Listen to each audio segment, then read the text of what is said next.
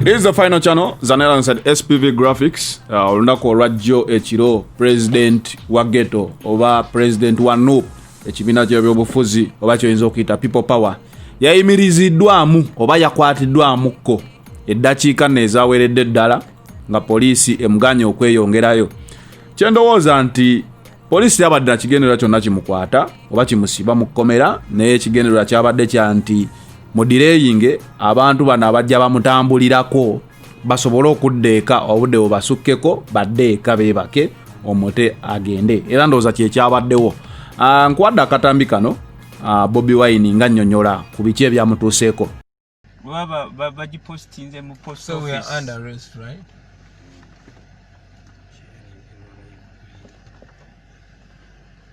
Order from above. We are waiting for an order from above. The country moves on an order from above.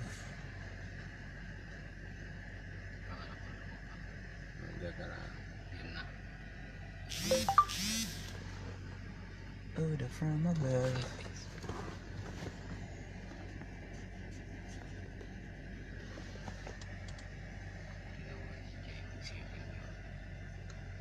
And want an order from above.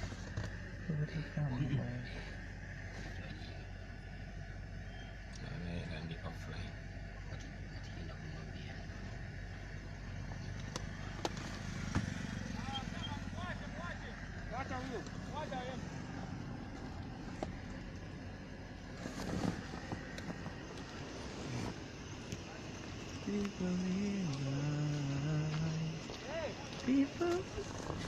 Order from above, you'll be tools. They never talk about never coming.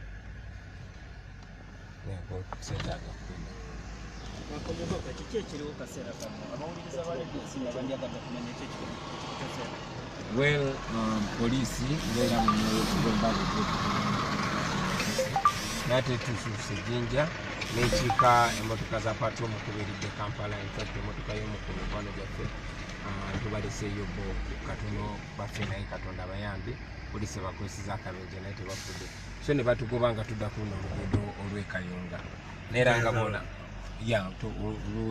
oludde Kayunga, so tuyiseeyo Kayunga katunatera okutuuka eGayaza naye poliisi ezeetugoberera netukiika emmotoka mu kkubo n'abalala be batuukidde ne bateeka amagwa mu kkubo. Tetunamanya ki kigenda maaso. Baganya okwogera naffe, tubabuuziza, ayogedde naffe atugambye nti alinda order, so tetumanyi kigenda maaso saawa zino. Bwatyo omubaka Robert Kyagulanyi Ssentamu nga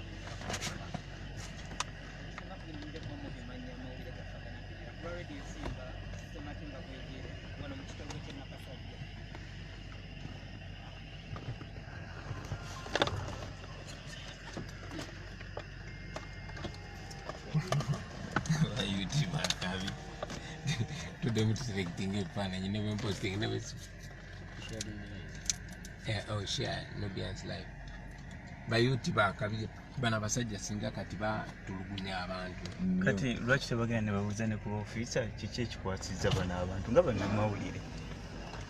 Lwaki ba officer tebababuuza. Yii journalist ano abuuza. Bitawejire. Lwaki temubuuza ba officer. Omubaka kiki ekibaddewo kaseera kano kikutuuseeko? Bazze batugoba Nsinde kuba Balidde tuvudde bwe twatuuse Jinja ne beekika mu kkubo ne batulemesa, ndaba nga abali mu kubijjawo.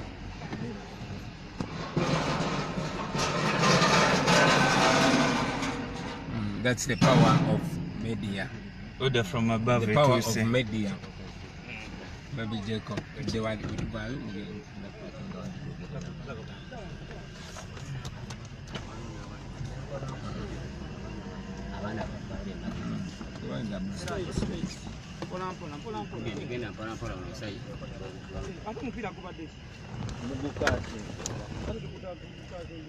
The tire is flat.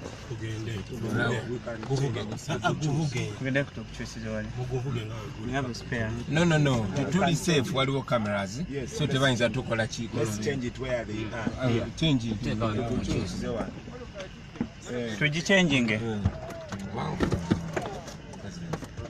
No, sembra con sembra kukola.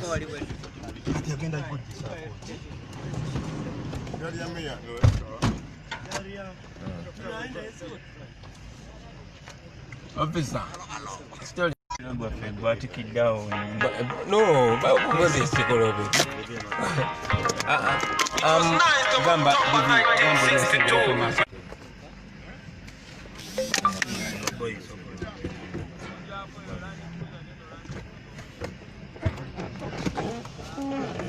Hola.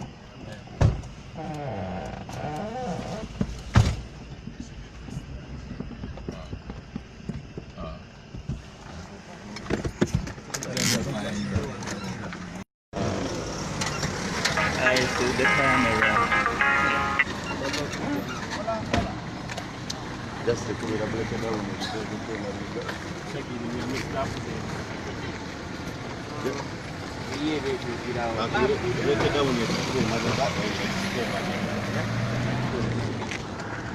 Just to cover the black down.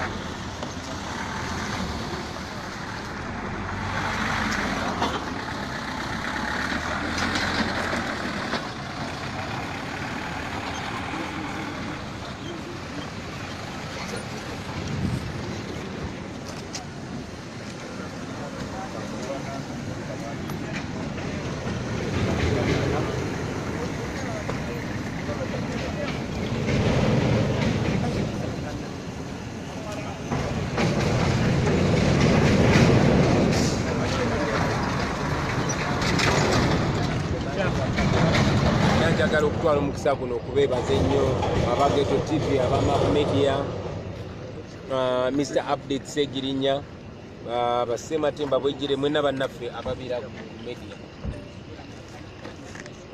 kyamaanyi nnyo bano abasajja ebintu bye bakola oboolyawo kati twandibadde kyetusookawo wano kubanga bakolera ddala biri bye bakolanga mirembe gyabo musibira mutwa kyomukisa kati waliwo kamera mu dakiika 2 ensi yonna ebeera bye bakola bazze batugoberera bazze batugoba n'amasasi nga bakuba abantu amasasi ne bwe tuba tuyitawo sibi naye twabadde era tulowooza nti baagala tuteeka abantu abazikiriza kubanga batulemeseza okuyita ku main road ne batudaivatinga ne batuyisa eno twabadde tuteebereza nti balina ekigendererwa era bwe batuuse wano mu Kasenyi ng'era bwe mulaba tewali bantu eside ne side tewali nyumba baadde batumaliriza njagala okwebaza muganda wange Nubiandi ataddeko live namwe ne muconnectinga mwena ne mubeera live kati tuli balamu era baba abapoliisi bali awo naye kati balina kyamaanyi kye basobola tukola kubanga bamanyi mulaba mwebale nnyo njagala kwebaza ne bakyali bange mwena abariskinga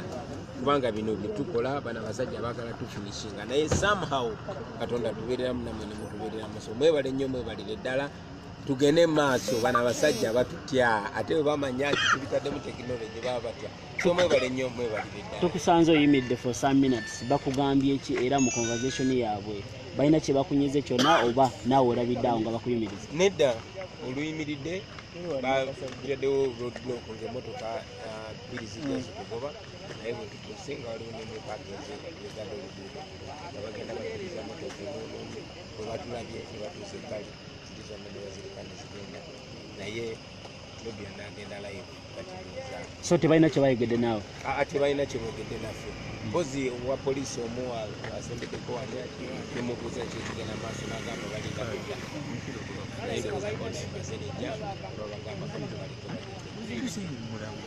ebikolwa nga bino nga ggwe alwanira eddembe ly'abantu kikyosobola byogerako naddala ennyo abagoberera enteekateeka zino n'abo abakyali emabega obutavaayo kwogera ku nsonga zino ebikolwa nga bino of course bitiisa abantu of course byattemu nnyo naye bino tuzaamu amaanyi kubanga byebikolwa ebikolebwa buli regimu ng'egenda ng'ebiseera byayo biweddeyo baba tebakyawulira baba tebakyalaba tebalaba bino nti mu bikolobero ate omuntu yenna abagambako tebakyamuwulira naye ekyo bwe kitundu kibeera bwewabanga wagenda kubeerawo enkyukakyuka Bobi ntenze English for the international viewers. And Yeah, but these journalists are asking me in Uganda. Yeah, what's happening Yeah. now? People are wondering why at this night they are seeing. Yeah, we were coming from a court session in Bali. We sued the DPC, the RPC, the OC, Sorry, go in the the RDC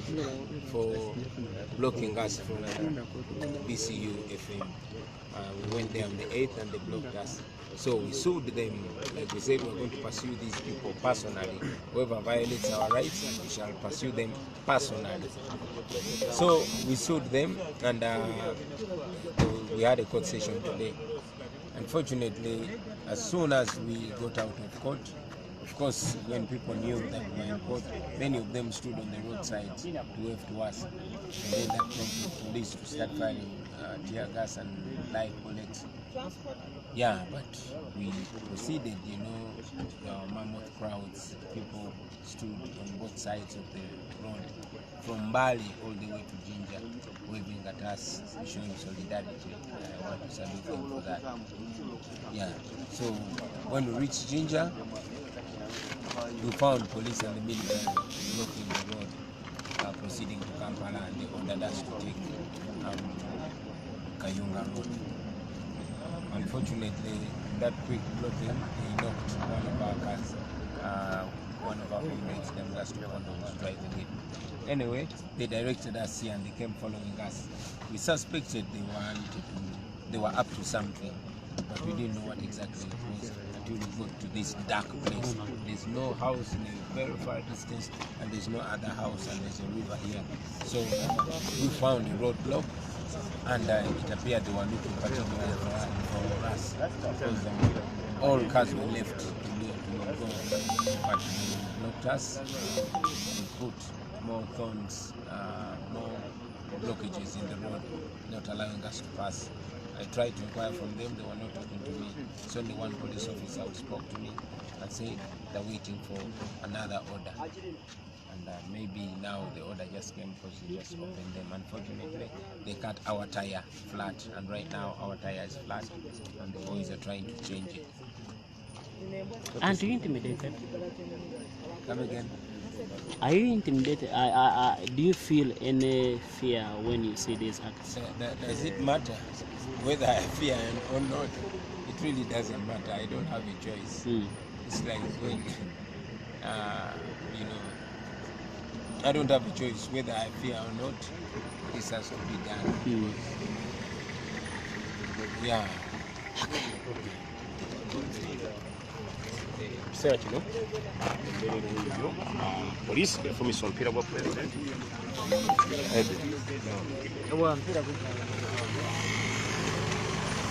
just ku mafuta awo era akuwaca nagamba begenda okubigula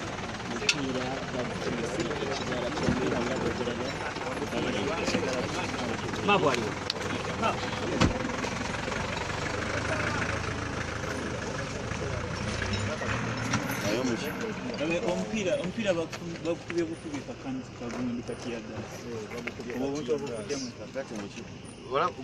olaba kusobola okuvaayo ovaayo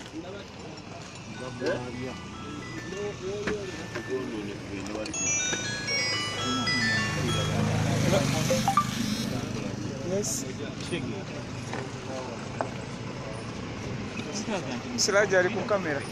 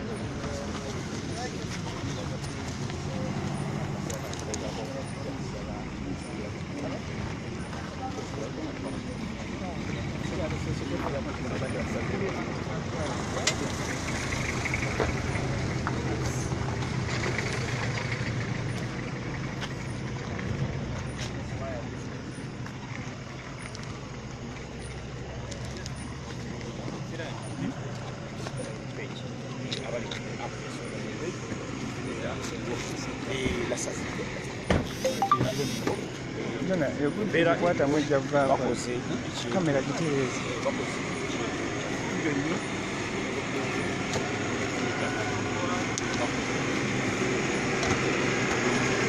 mbebaza mwenna abasubscribinze ku The Final Channel. Tuli mitwalo 8 nziramu okubajjukiza nti nkyayagalira ddala emitwalo emirala 2 omwaka guno oba n'okusukkawo tuweze emitwalo 10.